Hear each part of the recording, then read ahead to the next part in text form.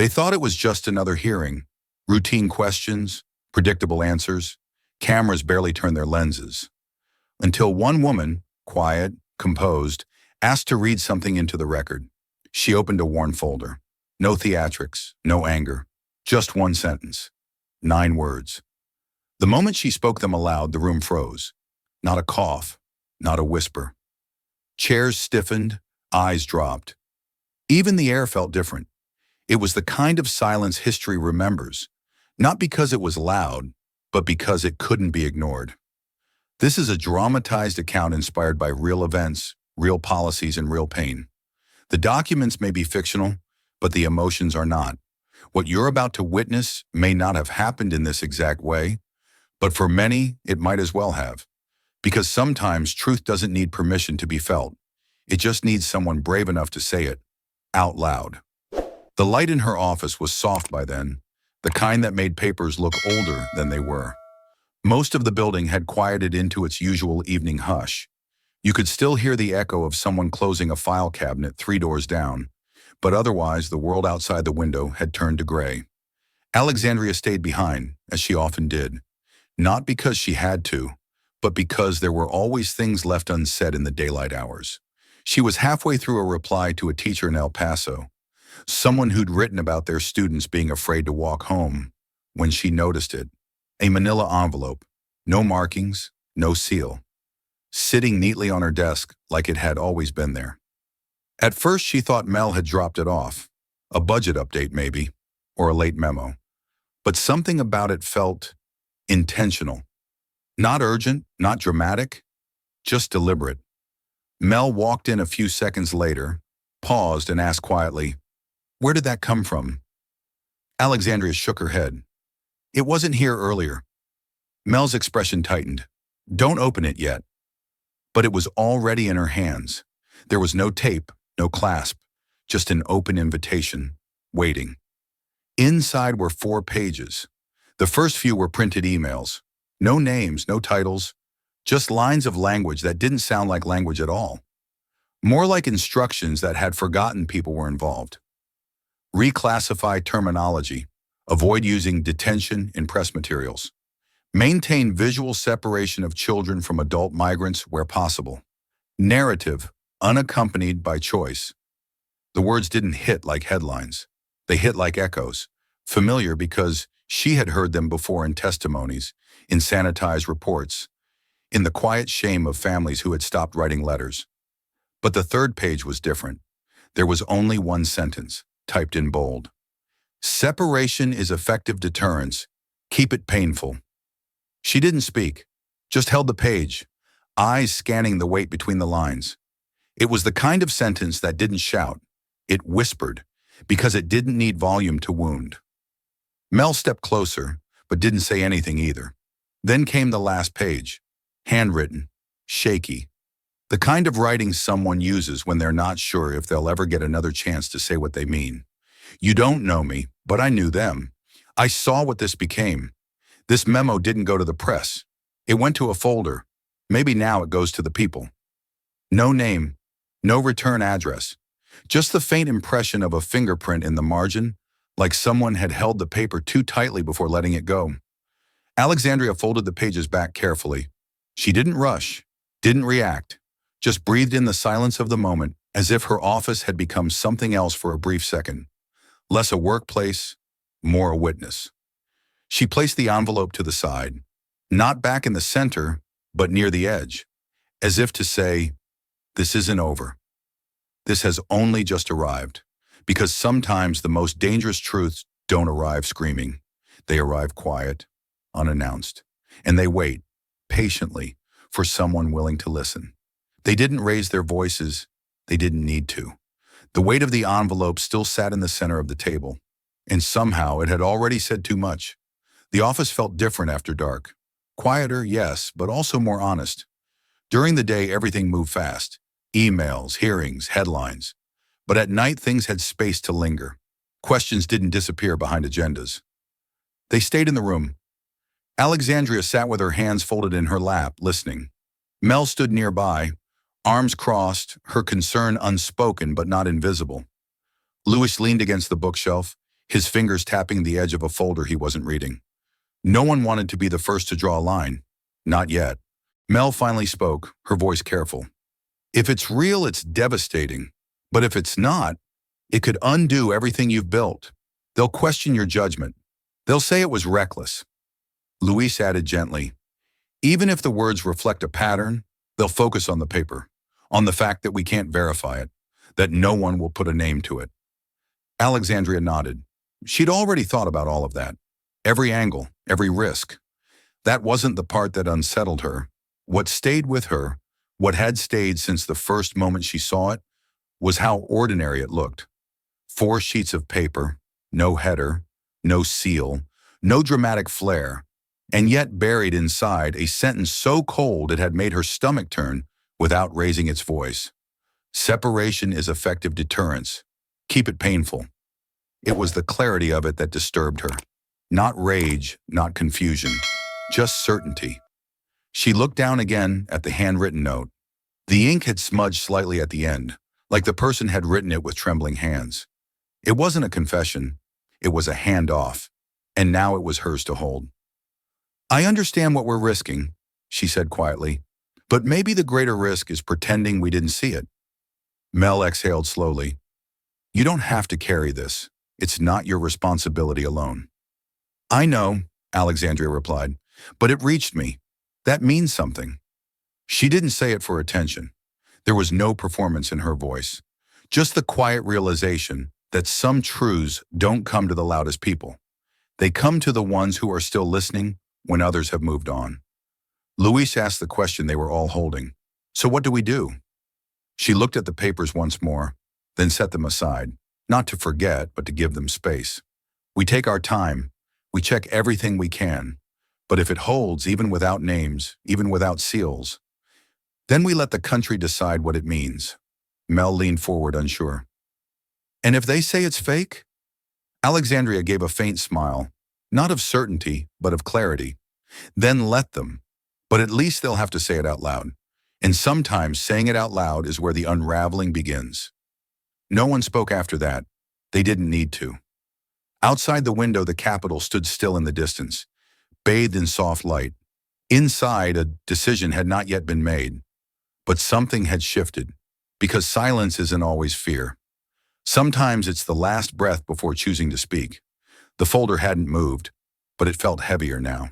Not physically, just in the way something quiet begins to take up more space than it should. Alexandria had left it on the corner of her desk, slightly tucked under a notebook, not out of fear, but because even truth sometimes needs time to settle. The office was nearly empty. Mel had gone home after reminding her one last time to think carefully.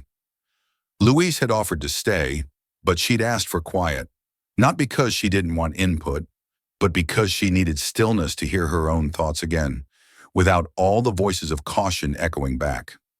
She sat for a while without touching the papers.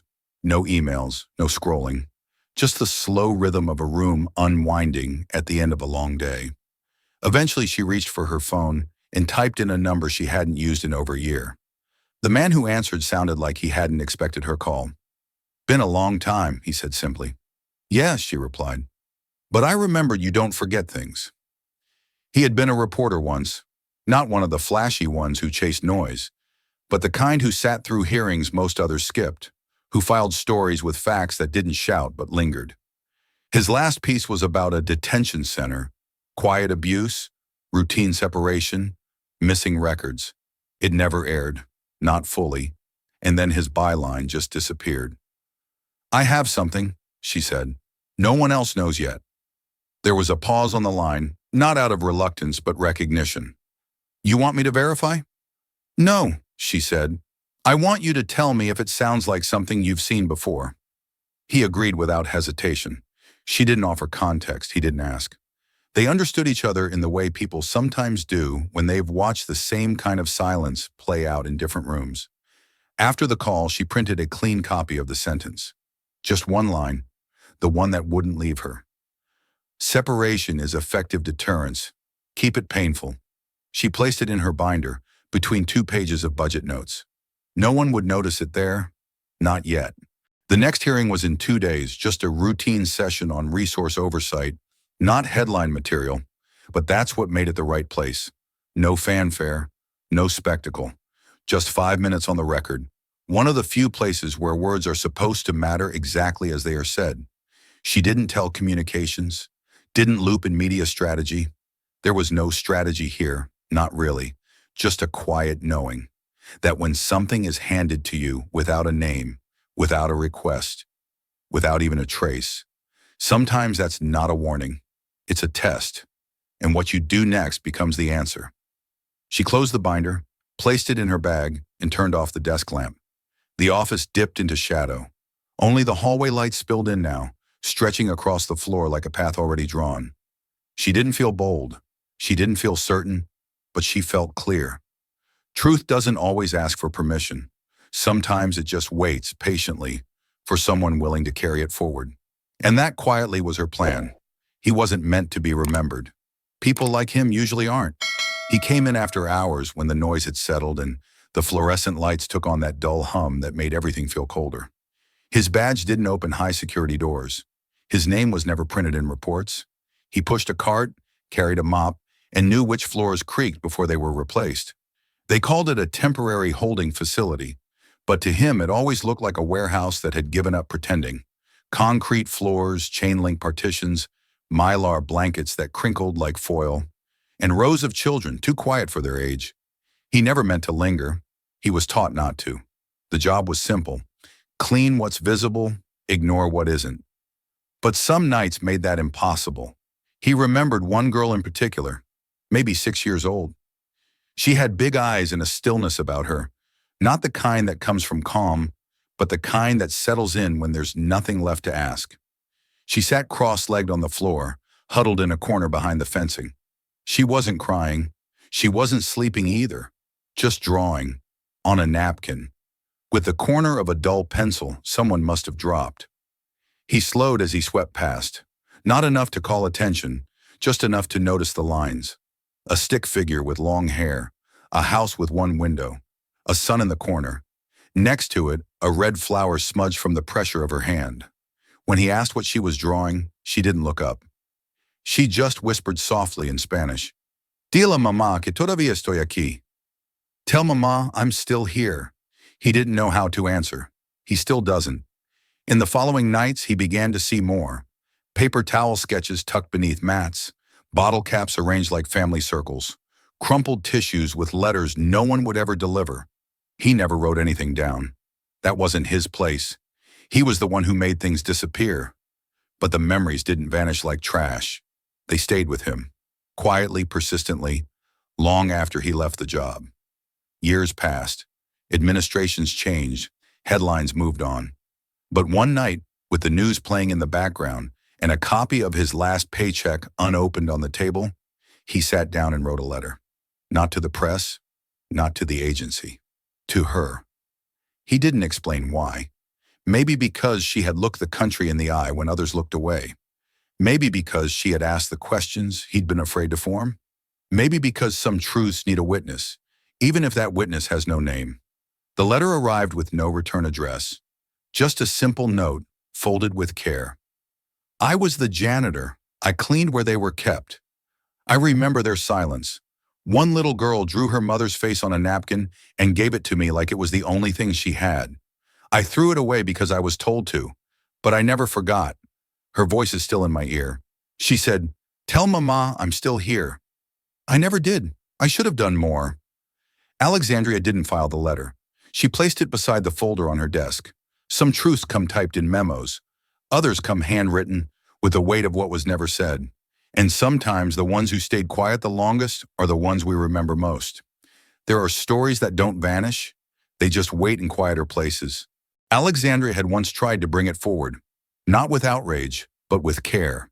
She thought, perhaps naively, that if the truth was spoken plainly enough, someone would be willing to hold it. So she brought what she had: testimonies, timelines, photos from inside the processing centers that had no windows and too many numbers for children's names. She remembered standing in front of cameras, her voice measured, not raised. There were no dramatics, no props, just the outline of what was happening. and why it mattered. The full segment never aired. One of the producers called her afterward, not to argue but to explain. "It's not that we don't believe you," he said gently. "It's just, it feels too emotional.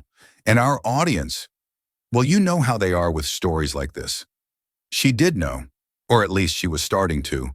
It wasn't the first time something heavy had been called too much, not because it wasn't true, but because it asked people to feel something they weren't ready to name. She didn't blame the producer, not fully, but it stayed with her. What stayed even more was the footage no one had seen. A quiet interview recorded in a borrowed room at a local community center. No logo, no podium. Just a man sitting in a folding chair, speaking softly into a fixed camera. He had worked for ICE, not in a high-level role. He wasn't the kind of person who signed policies. He just carried them out, checked names, verified transfers, logged intake numbers. He never wanted fame. He didn't ask for protection. All he wanted was for someone to hear what he remembered. "We weren't given scripts," he said, "but there were phrases we learned to repeat and ones we learned to avoid." He hesitated then, eyes shifting slightly away from the lens. "What I remember most," he added, voice lowering, "was one supervisor saying, 'Don't worry about the noise. Pain works.'" He paused again. Then came the sentence that never left her. "We were told to make it hurt." Not shouted, not even said with anger. Just released, like air leaving a sealed room. The interview was flagged internally as unverified. The segment was scrapped before it reached the editing desk. She had asked if there was any chance to revisit it. A producer replied, "We just can't run trauma without confirmation." She didn't fight it, but she didn't forget either. Some truths don't come with documents. They come in voices, unsteady, quiet, but firm. They come from people who carry things they were never supposed to carry. And sometimes when those voices aren't amplified, they're buried.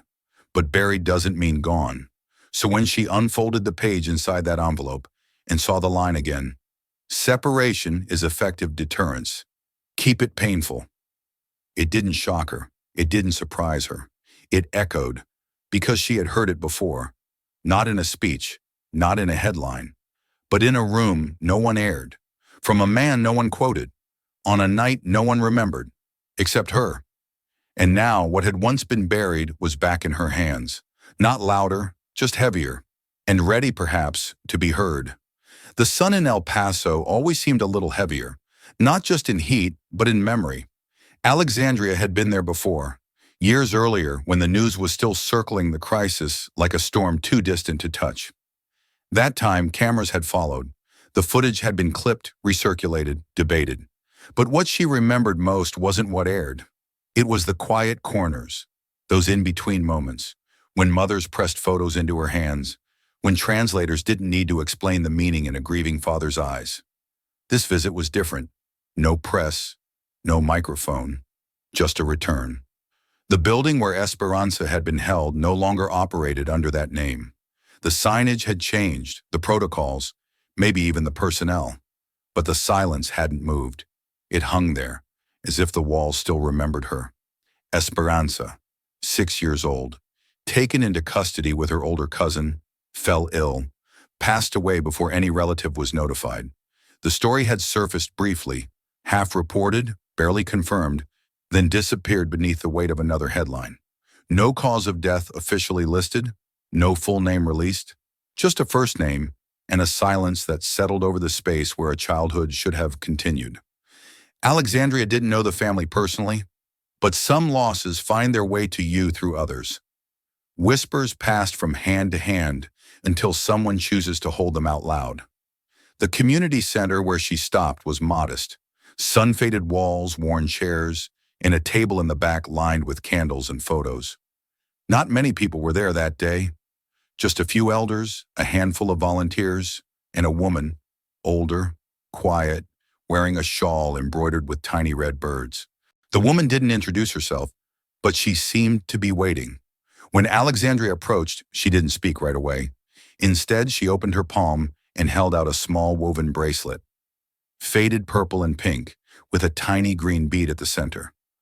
She made it while waiting, the woman said softly. It's not much, but it was hers. Alexandria reached for it slowly, as if it might break from memory alone. We never had a funeral, the woman added. Just silence. Those 3 words stayed. They didn't shout, they just settled. She sat down beside her. They didn't talk politics. They didn't talk blame. They sat in the stillness of something shared, not equally, but honestly.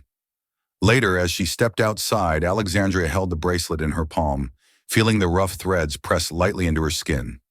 It was small, too small for anything but a child's wrist. She didn't know what she would do with it. Not yet. Some objects aren't meant to be worn or displayed. Some are meant to remind. Before leaving, she walked along the edge of the old facility once more. No cameras, no team. Just her, a sidewalk, and the sound of gravel shifting beneath her steps.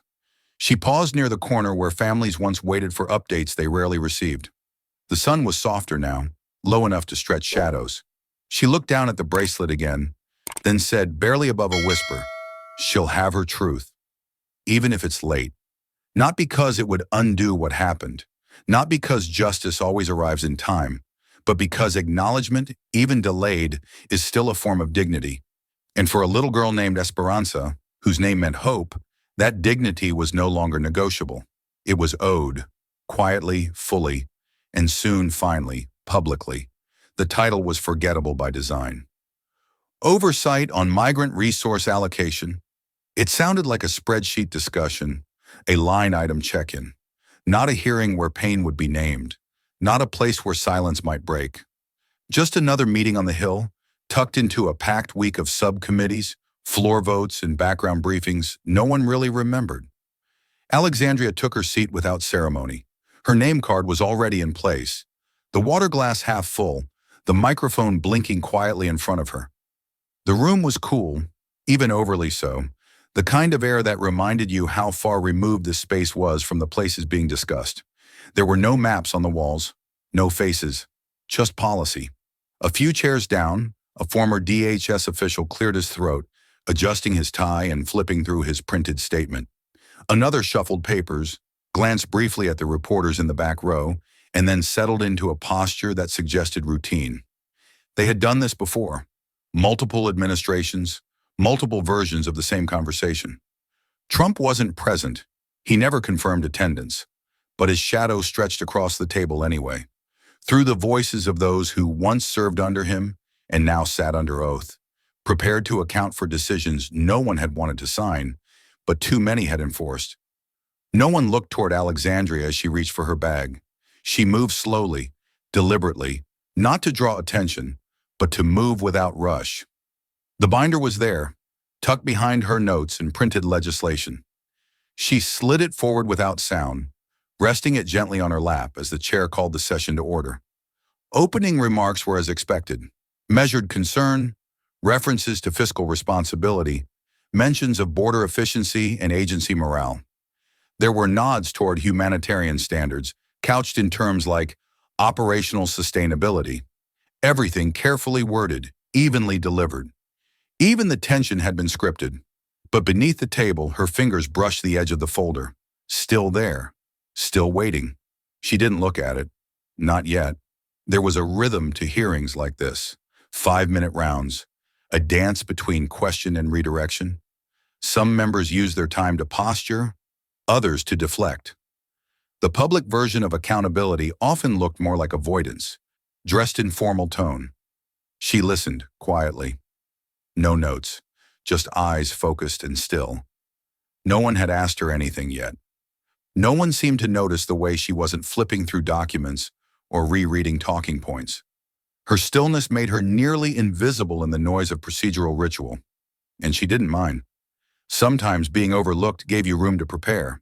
She watched one of the former officials explain how certain logistical limitations had resulted in temporary separations, how intake facilities had been overburdened by volume, how the agency had done its best within its capacity.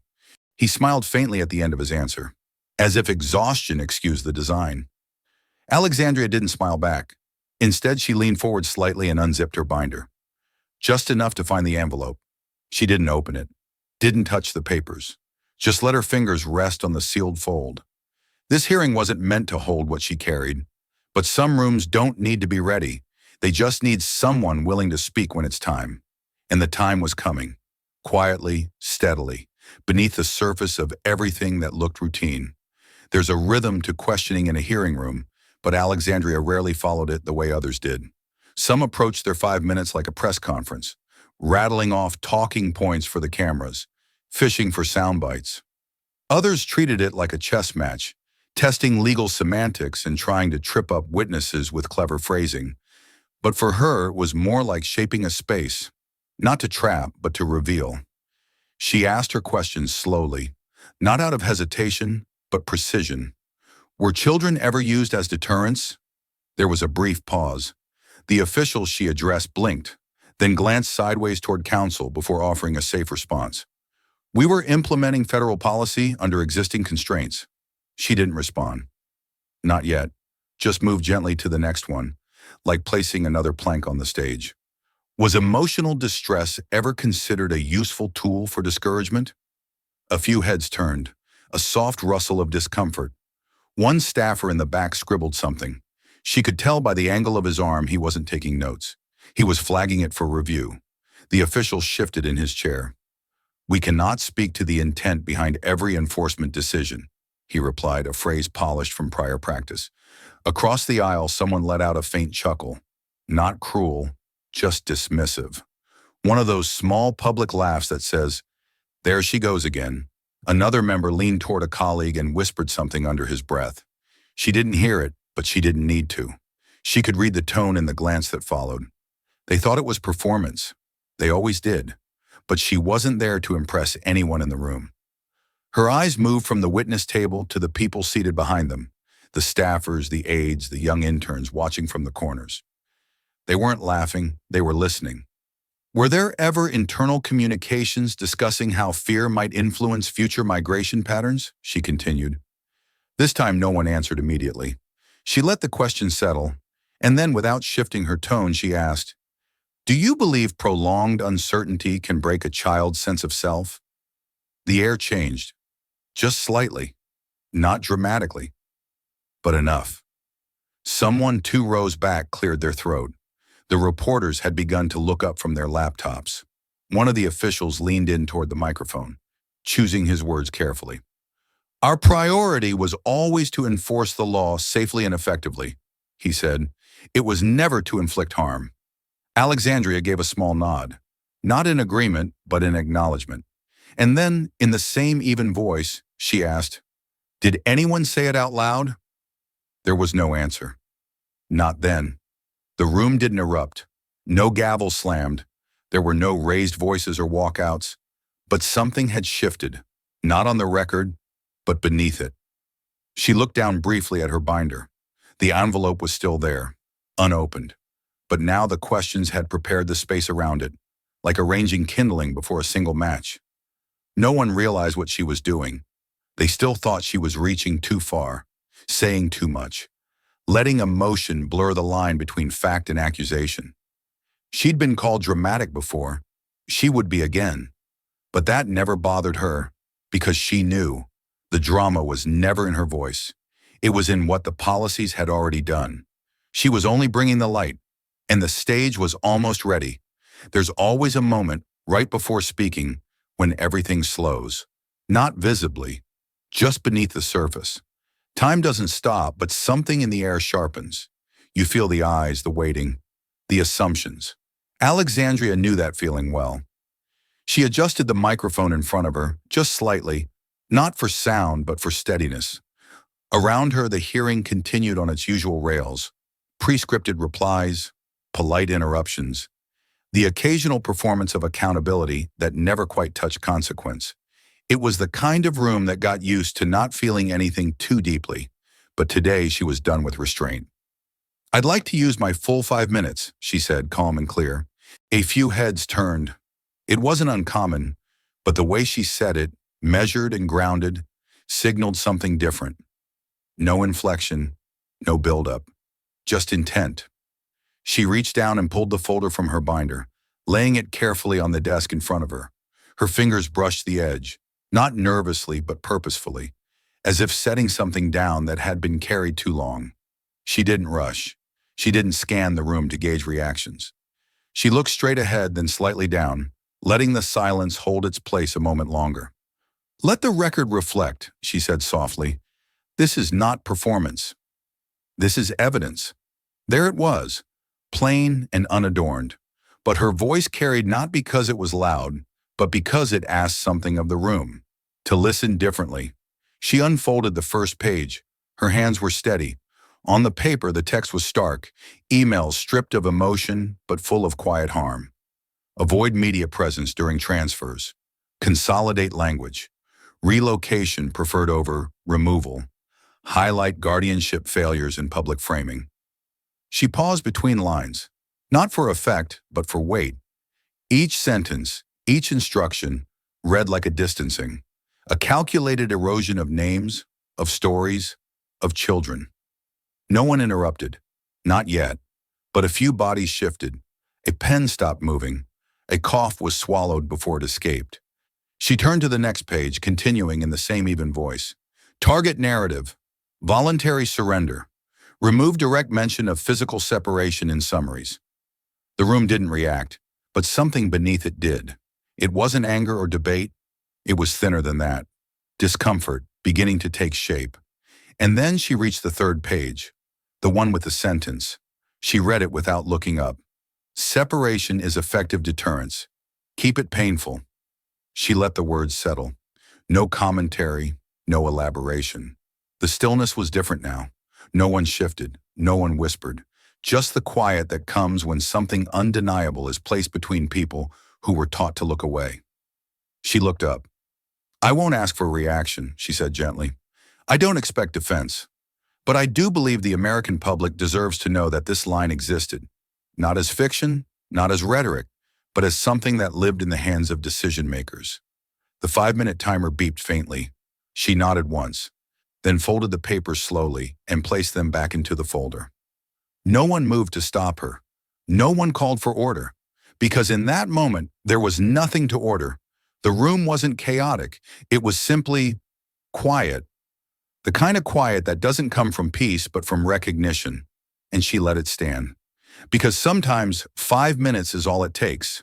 Not to change a policy, not to erase a harm, but to make sure that harm is no longer allowed to hide.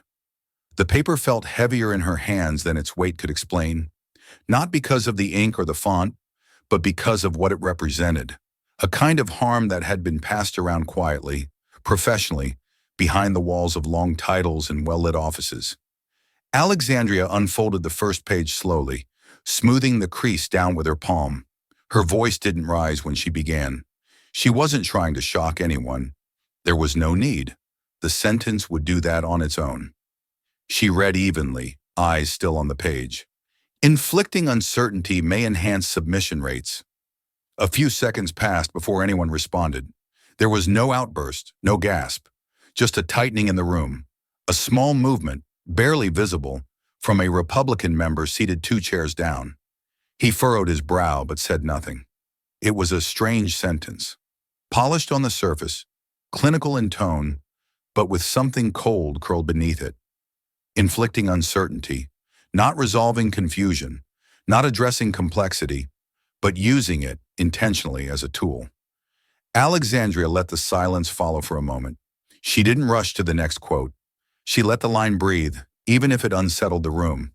She had spent years in hearings where numbers were spoken with detachment, bodies reduced to percentages, tragedies framed in procedural language. But this document didn't try to hide behind metrics. It was in some ways more honest than the talking points ever were. She read the next excerpt. Deliberate delays in reunification can create disincentives for repeat crossings. Someone across the aisle cleared their throat, a little louder than necessary. Another member reached for a bottle of water, turning the cap too quickly and letting it click. Small reactions, involuntary. She continued, voice steady. Emotional disruption has proven effective in reducing return attempts. She didn't look up, not because she was avoiding eye contact, but because she didn't want to give them time to prepare their faces. The value of a truth like this was in the way it landed before anyone could spin it.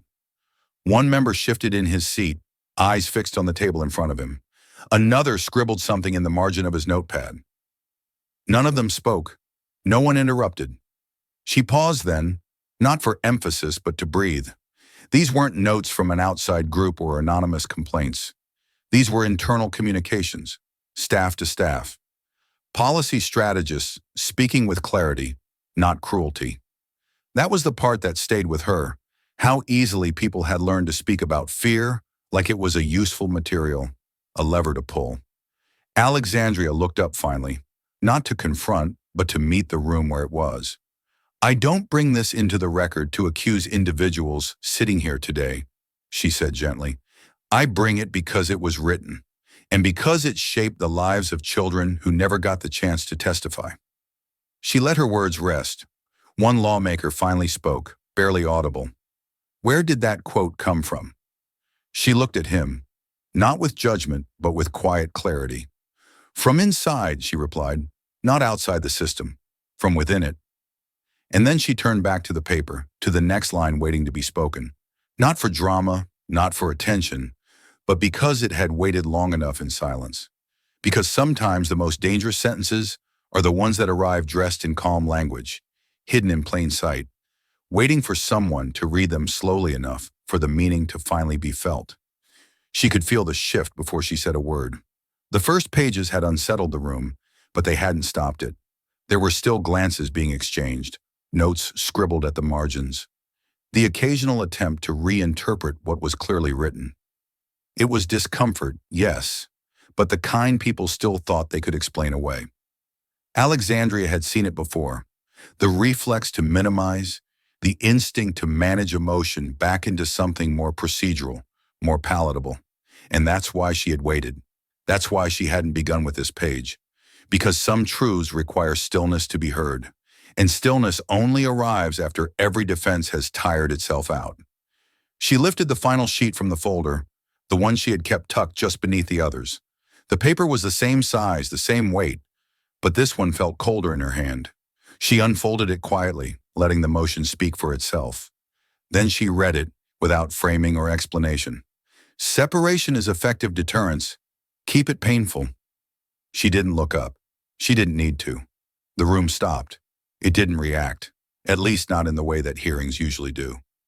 No objections, no calls for clarification, not even a whispered aside. Just a silence that arrived like gravity, thick, unmistakable. No one moved.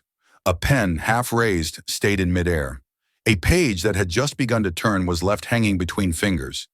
Even the low hum of a phone vibrating against a folder felt suddenly too loud. It wasn't the sentence alone.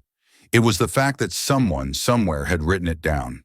Without irony, without apology. As if it were a line in a playbook, not a policy that would shape real lives, real fear. She let the silence stretch, not to create drama, but to allow the truth to echo. Because this wasn't the kind of sentence you rush past. It demanded something, of the speaker, of the listener, of the record itself. One member of the committee looked down at his lap. Another reached for water but didn't drink. Even those who usually met her gaze directly now stared at the table as though looking up might make the words more permanent. She folded the paper slowly, deliberately, and set it on the desk in front of her. The action was quiet, but it landed with a finality no gavel could replicate.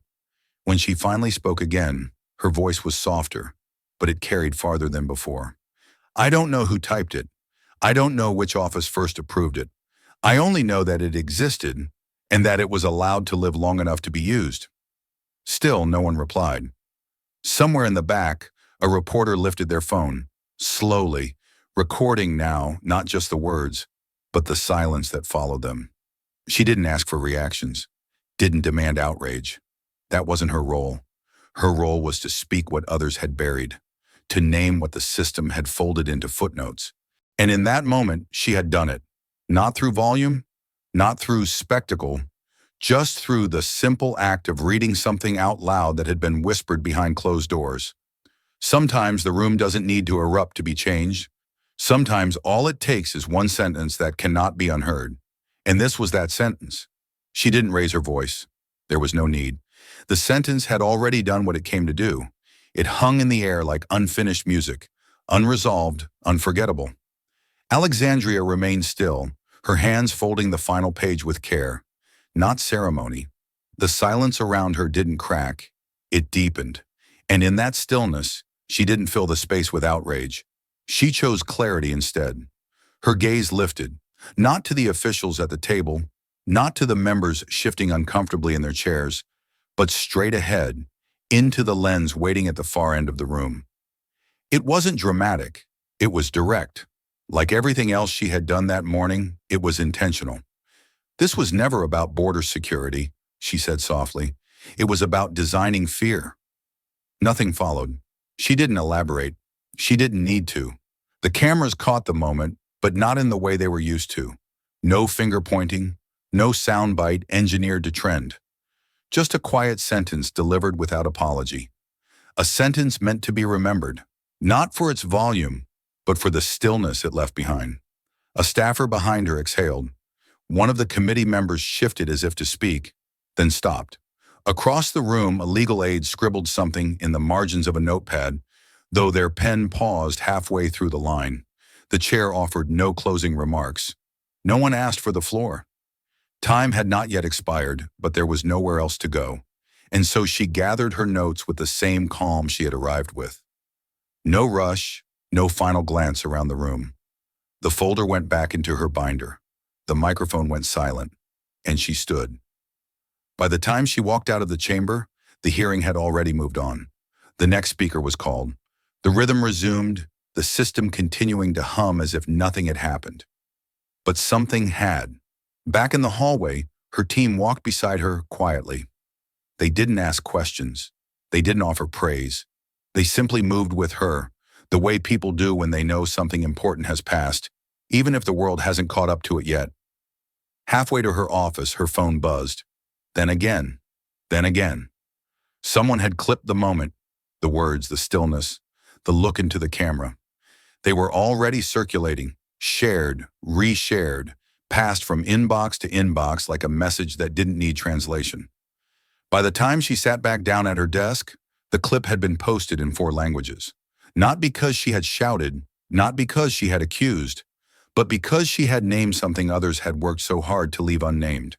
There were already reactions, statements, counter-statements, officials clarifying context, pundits debating intent, the usual waves of political noise. But the sentence remained, untouched at the center of it all. It was about designing fear. She didn't refresh the screen. She didn't check her mentions. She simply looked at the bracelet still resting beside her laptop, the one given to her in El Paso, too small for her wrist, too heavy to ignore. And in that quiet, she understood something deeper. Sometimes truth doesn't arrive to confront. It arrives to reveal. And once it's seen, truly seen, it does not return to silence. The camera had cut away. The hearing had moved on. But the line had already done its work. And now the country had to decide what to do with what it had heard. It didn't take long. By mid-afternoon, the first responses had started to surface. Emails from communication staff, press releases drafted with practiced urgency, and official statements that leaned heavily on one familiar phrase, taken out of context. No one denied the sentence existed. That would have been difficult now, with the clip spreading faster than anyone could contain.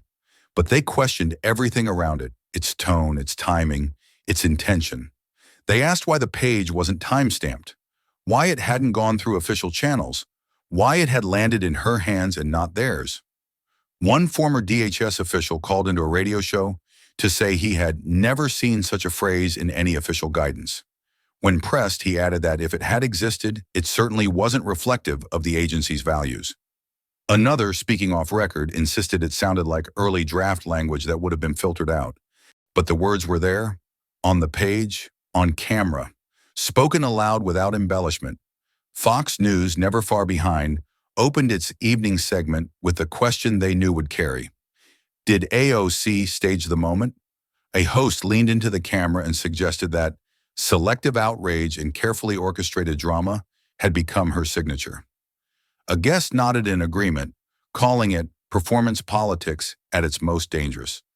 But the audience didn't wait for permission to feel something. Within 6 hours, the clip had reached 3 million views. Not just retweets or reposts, but actual watches, shares between friends, threads of quiet reflection. A retired teacher wrote, "I never trusted what they called deterrence, but I never imagined they'd write it like that." A nurse from Arizona commented, "I don't care who you voted for. If you can hear that line and not pause, you're not listening."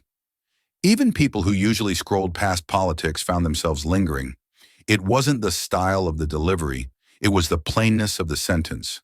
The fact that it had been typed by someone in power and then kept, filed somewhere, left behind like it was waiting to be read. Alexandria stayed quiet that day. No press tour, no follow-up statements. She didn't need to explain it, and she didn't want to defend it. The moment had already spoken, and the rest, spin, denial, deflection, was expected. In her office, the staff gathered around the screen as the segment replayed again, this time clipped and captioned by someone she didn't know. They all watched in silence as her own voice played back, calm, unshaken, folding the paper and saying, "This was never about border security. It was about designing fear." Mel turned to her, brows raised slightly. "Do you want to respond?" She shook her head. "They're already responding for us." Because this wasn't a policy debate. It wasn't a clash of ideology. It was something else, something deeper. It was the quiet realization that people had allowed something ugly to be dressed up in technical language, and now that the wrapping had been stripped away, they didn't know where to put the feeling it left behind. The denial was loud, but the silence that followed it in living rooms, on phones, in classrooms, that was louder still. And Alexandria understood that not every moment had to be answered in real time. Some just needed to breathe long enough for the country to recognize what it had been willing to ignore. So she let the clip keep moving, not as a weapon, not as a headline, but as a mirror. And the more they denied, the clearer that mirror became. The hallway was quieter than usual. Most days on the Hill, even the in-between spaces hummed with motion. Staffers shuffling papers between meetings, reporters lingering for a stray quote, aides offering whispered updates as they walked in step. But this morning felt different, slower, like something had shifted the gravity of the building. Alexandria stepped out of the hearing room alone, binder in hand, the folder no longer tucked away but resting openly under her arm. She moved calmly, with the kind of steadiness that often unnerved people more than defiance. He was waiting near the elevator alcove, a senior Republican member, older, polished, and not known for spontaneous conversation. He didn't call out to her, just stepped slightly into her path, as though he'd been rehearsing the timing. "You know," he began, his tone measured, "that memo could have been forged." She didn't respond immediately. She stopped, met his eyes, and let the words settle. Not as an accusation, but as a choice. He hadn't asked. He'd stated. But his voice betrayed him. It was too even, too practiced. Like someone hoping the doubt would land before the shame did. "I've seen documents circulate before," he added, folding his arms. "People looking for attention, for leverage. This is a high-stakes stage. You know that." Her expression didn't harden. It didn't shift at all. She kept her gaze steady and softened her voice. "Then why did your eyes drop when I read it?" It wasn't a challenge. It wasn't even defensive. It was just a question, but it landed like a truth. He didn't answer. Not right away. His arms tightened across his chest, the way people do when they realize the conversation has turned inward. She didn't move. She wasn't there to argue. She was just passing through, literally. But some truths linger in corridors longer than they do at podiums. And some things, once spoken, don't need to be debated to be recognized. They just need to be acknowledged, even silently. He tried again, more cautiously this time. "I'm not saying it didn't happen. I'm saying it didn't happen here. Not on our watch, not officially. Pain doesn't wait for official channels," she said. "It arrives quietly. It spreads in shadows. It doesn't need signatures." He looked down as if searching the marble floor for a better answer. She continued, not unkindly. "You may not have written it, you may not have approved it, but someone did. And the children who lived under it don't care about the letterhead." Still no reply. The door behind her opened briefly. A staffer carrying 2 coffees, earbuds in, unaware of the pause he walked through. He kept moving, The hallway returned to stillness. Whether it was yours or not, she added, you were there. You heard the justifications. You saw the headlines. And you stayed quiet. She didn't say it with accusation, just with the calm weight of someone who had spent too long watching silence used as a shield. Finally, he shifted his stance, not quite retreating, but no longer standing in her way. You've made your point, he said. No, she replied gently. They made the point. I just read it. She stepped past him, the sound of her heels soft but certain. Behind her, the hallway closed back into its usual rhythm. Voices returned, doors opened and shut. But something had been left behind between them. Not a fight, not a victory, just a line that would stay with him longer than he wanted to admit. And for her, that was enough. Not because she needed to win a hallway exchange, but because truth doesn't always echo in chambers. Sometimes it waits just outside the door. It wasn't front-page news at first, just a short internal notice, circulated among staffers and quietly acknowledged by those who recognized the name. A resignation letter submitted from within the Department of Homeland Security. No press conference, no lengthy justification, just a paragraph, typed cleanly, signed without flourish. But what made it different was how quickly it found its way out. By late afternoon, the letter had been leaked, not through outrage or retaliation, but through something quieter. A sense, perhaps, that some exits deserved to be seen. He wasn't high-ranking in the way headlines tend to define. Not a cabinet secretary, not the face behind podiums. He had worked in policy coordination, mostly internal, the kind of position that shaped the rules others enforced. Not the name on the law, but the hand behind its implementation.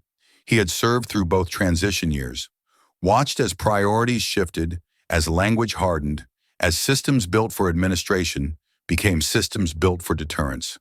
At first, he had told himself it was temporary, just a season of politics. But the season had stretched, and the documents had changed. The leaked letter wasn't long. It didn't name names. It didn't dramatize. In fact, its tone was so even, so deliberately calm, that it carried more weight than shouting ever could.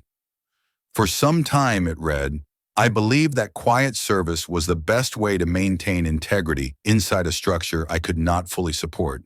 But I've come to understand that complicity is not always loud. Sometimes it looks like staying, even when the staying costs too much. And then, in its final line, some truth can't be carried anymore. That line, just that one, spread quickly. It was quoted in articles, in think pieces, in side-by-side graphics next to AOC's now viral clip. Not as proof, not as confirmation, but as a kind of echo, a reflection of what it meant to be inside a system when something undeniable was finally spoken outside of it. Alexandria saw the line late that night, long after the building had emptied out again. Mel forwarded her a screen grab with no commentary, just the subject line, resignation, worth reading. She read it twice, then once more. There was no celebration, no vindication, only a quiet acknowledgement that something had shifted, not because someone had agreed with her, but because someone had recognized themselves in the mirror she'd held up.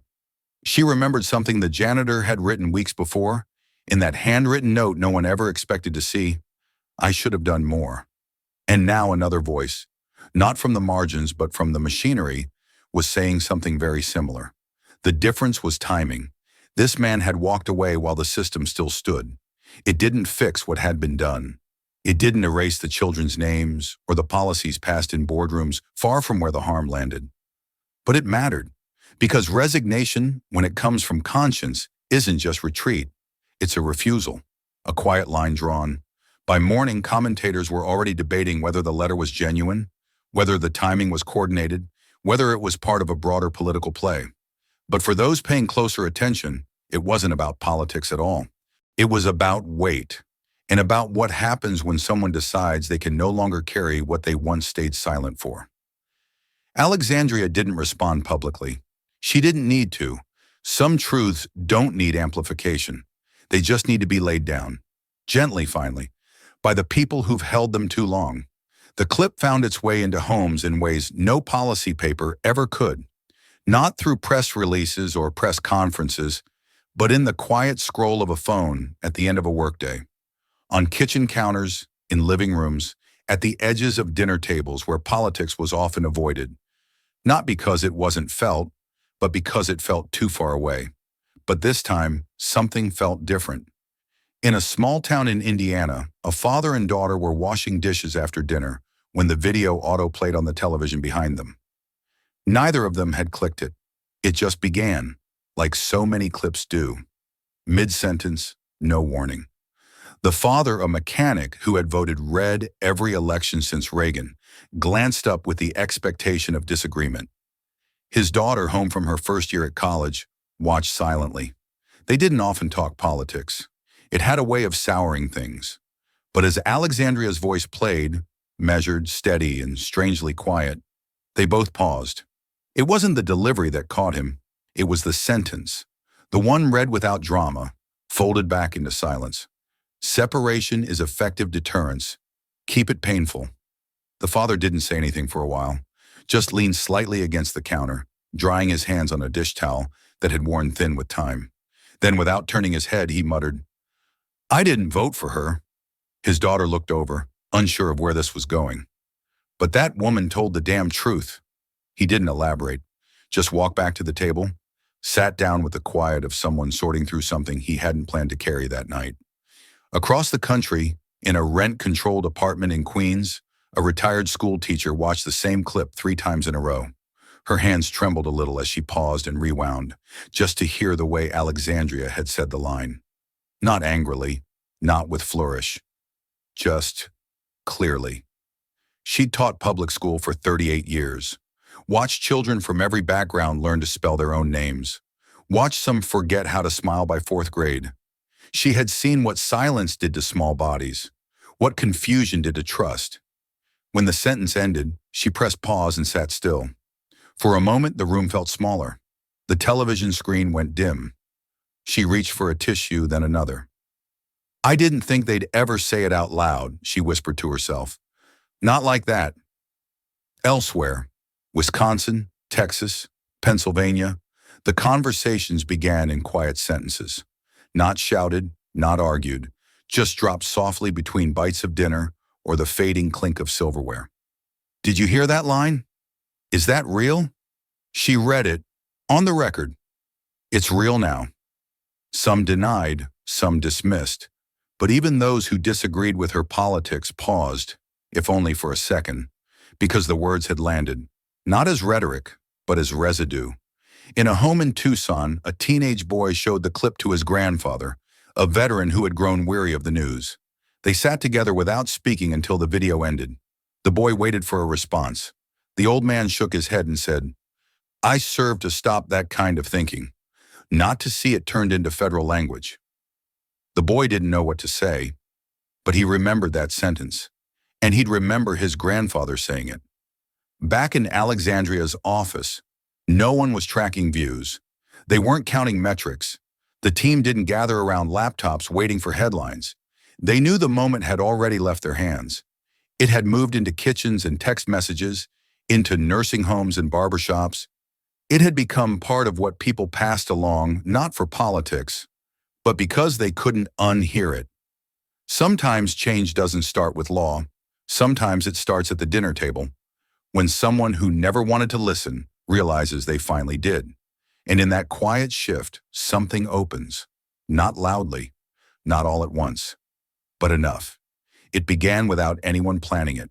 No campaign, no press release, no influencer strategy, just the clip. It spread not like breaking news, but like a memory resurfacing, shared not because it shocked, but because it confirmed what many had long suspected and hadn't had words for. And now they did. Cable networks that had once rolled their eyes at her tone began replaying her full 5 minutes in prime time, over and over, as if trying to recontextualize their own silence.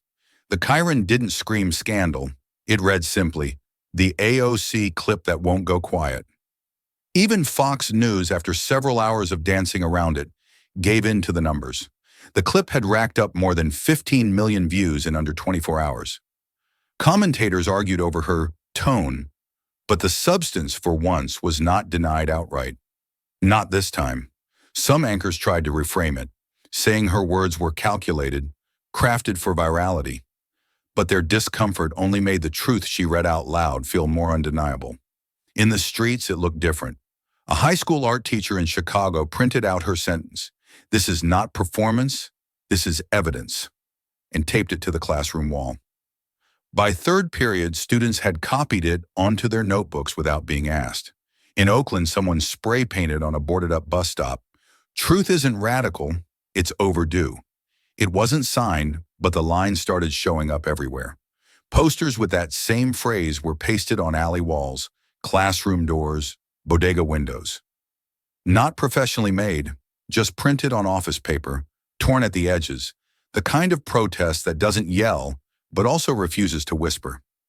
In Minneapolis, a woman brought a handwritten sign to a city council meeting. It read, "We believed in silence because we didn't know how to speak. Now we have the words." She was allowed to read it into the record. The room applauded. In Texas, a librarian set up a display titled "Things They Said Weren't Real." It included transcripts, photos, a stack of AOC's committee questions, and a copy of a children's book about courage. She didn't have to explain the theme. The visitors understood. The surge didn't come in the form of protests, though some came, of course. It came in classrooms, in homerooms, in PTA meetings, in kitchen tables and local newspapers that hadn't mentioned her in years. It came in the decision of a high school civics teacher to spend an entire class breaking down how congressional hearings work, because her students asked. They asked because they saw her, and in her, they saw the act of naming what had gone unnamed too long. And in a quiet town outside El Paso, a small group of mothers gathered at a church basement. They didn't use the word activist. They said they were concerned citizens. They had no official agenda. They just wanted to talk about how children were spoken about in those emails. Some of their own kids had passed through shelters. One of them said softly, "I didn't realize they talked about us that way." The clip didn't solve anything. It didn't pass legislation or sign orders or unmake trauma, but it made people remember they weren't crazy for being angry or tired or hurt. It made people see that what had been dismissed as emotional had always been factual. And in a world where facts were often shouted down, the calmness of her voice became its own kind of rebellion. No podium, no rally cry, just a sentence that traveled faster than cynicism. And behind that surge, quietly but unmistakably, was the power of being heard.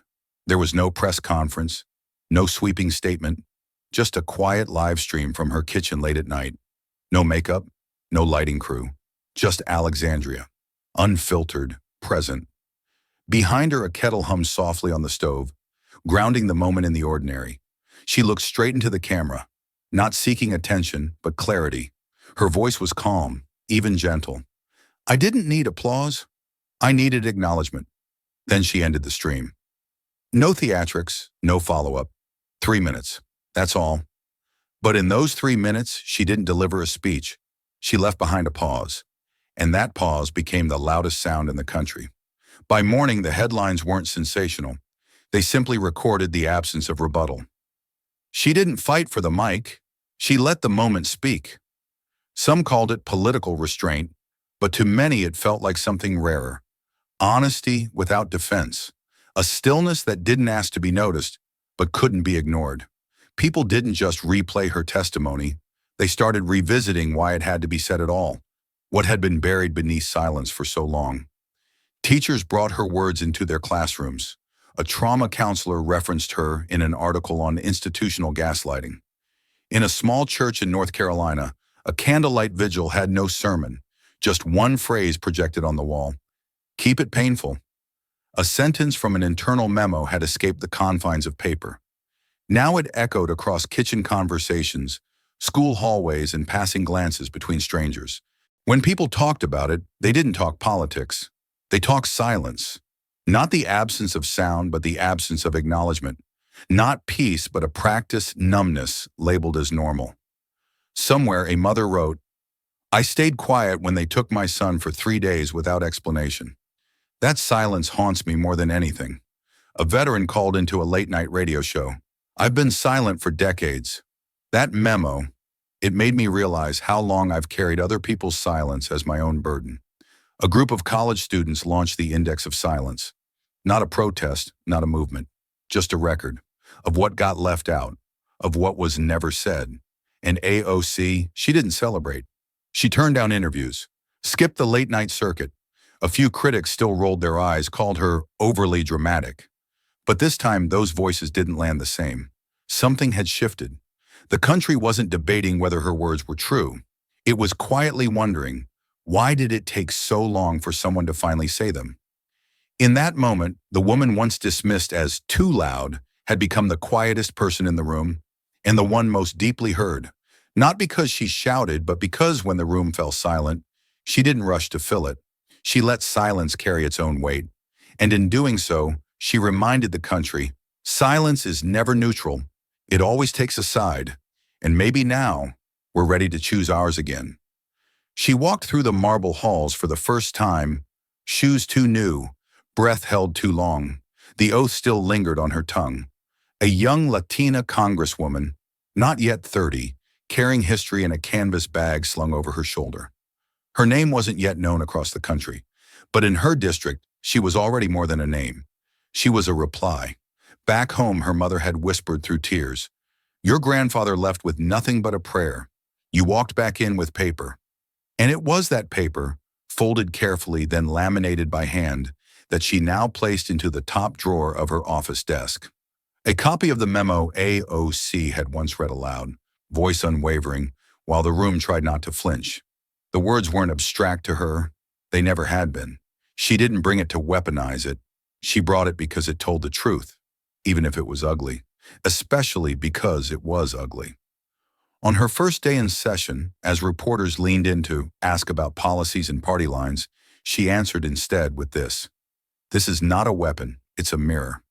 And for a moment, that answer didn't fit their usual sound bites, but it settled into the air anyway. Later, alone in her office, she opened the envelope again, ran her fingers over the words, not because she didn't know them, but because she did. They had lived in her home, in her cousin's stories, in the silence that filled rooms when certain subjects came up and older relatives changed the topic. She never met Alexandria. By the time she began her own campaign, AOC had stepped back from the spotlight, not vanished, but quieter, more deliberate in what she lent her voice to. But the young congresswoman remembered watching that hearing clip for the first time, the calm in AOC's voice, the restraint, the silence that fell after that final line. She remembered thinking, this isn't just about policy. This is about telling a country the parts of its story it chose to forget. So now she kept the memo, not as proof, but as promise. She taped a quote above her desk, just below the official seal. Let the record reflect. Not because she wanted to be dramatic, but because she knew the difference between noise and truth. And because sometimes the quietest voice leaves the deepest mark. When a staffer asked her what her legislative priority was, she smiled and said, "Reminding people we're not disposable." That didn't make headlines, but it made something else. It made space. In the coming months, she wouldn't shout, wouldn't slam her fist, but she'd ask questions the same way AOC had, deliberate, pointed, and deeply human. And when the cameras weren't rolling, she'd still carry that envelope. A legacy not signed but shared. Because in a world that tries to bury what it cannot excuse, remembering is a form of resistance. And sometimes, the loudest thing you can carry is a piece of paper with the truth written plainly across it. Not to strike fear, but to remind the room, truth once spoken never fully disappears. The cafe was tucked between a laundromat and a faded bookstore in the Bronx. Not the kind of place tourists knew, but it had the kind of quiet that invited reflection, where steam rose slowly from chipped mugs, and the barista knew how to give people space without asking questions. AOC sat at the corner table, same one she'd favored before anyone knew her name. Her coat still smelled faintly of subway metal in winter. No security detail today, no headlines. Just her, a pen, and a notebook that had seen better days. She flipped to the last page. Outside, children kicked ice-crusted snow. Inside, she let her fingers rest for a moment, then began to write. Slowly, not for show, but for truth. They called me dramatic. She paused, let the ink dry, then smiled, not bitterly, just knowingly. Maybe I was, but so was history. The sound of a spoon tapping a ceramic cup gave her rhythm. She wrote on. And history didn't forget the quiet ones just because they whispered. The folder still sat in her apartment, same envelope, same copies. She had read them so many times. The phrases no longer shocked her, but they still weighed the same. Some truths never got lighter, no matter how often you carried them. When she'd first read them aloud in that hearing, she wasn't thinking about headlines or applause.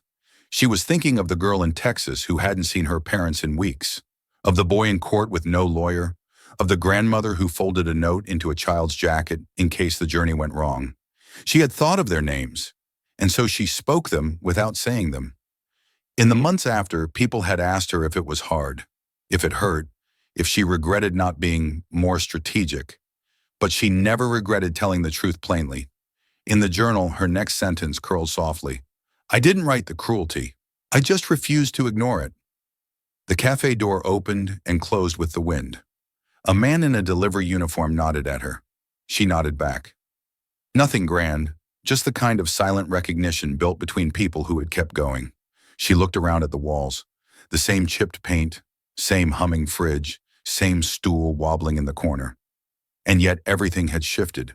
Not in the way that made the news, but in the quiet way that things shift after people stop pretending not to see. Her last lines came without force. And maybe someday, they'll forget my name.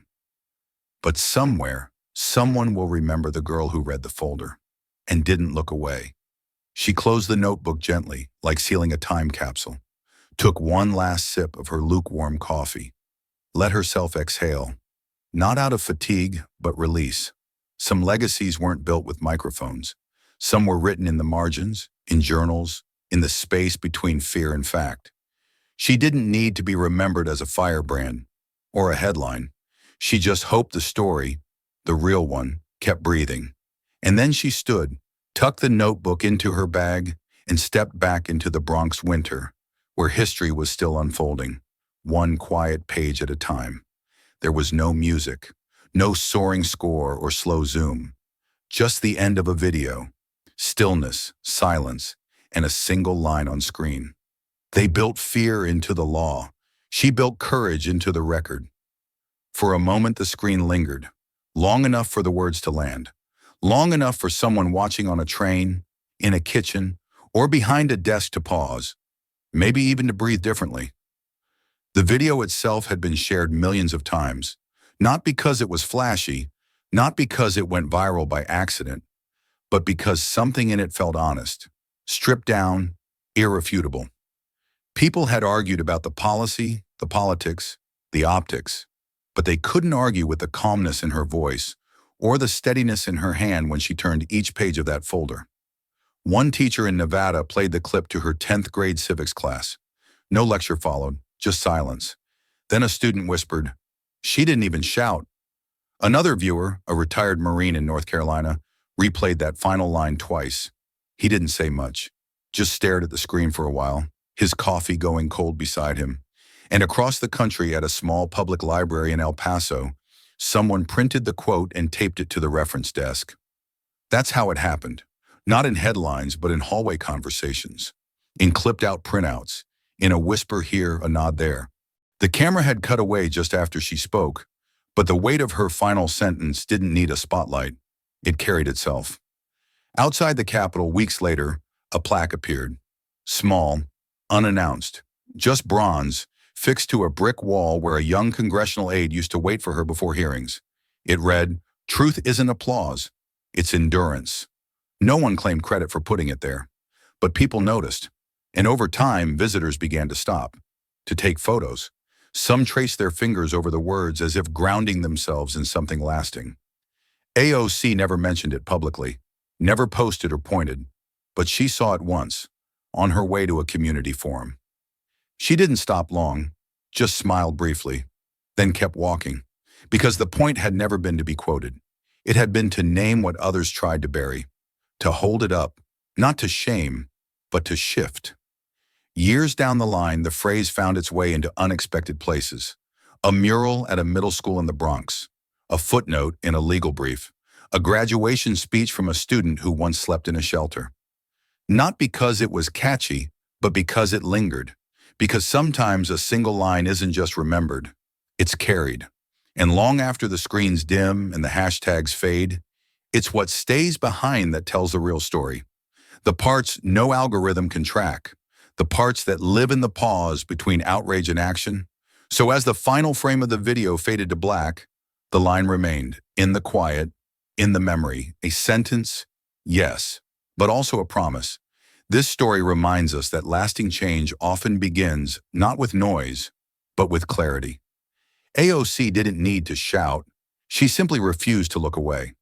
In a world that rewards spectacle, her quiet persistence became its own form of resistance. What stayed with people wasn't just her words, but the way she delivered them, with care, conviction, and calm. Legacy here wasn't built on applause.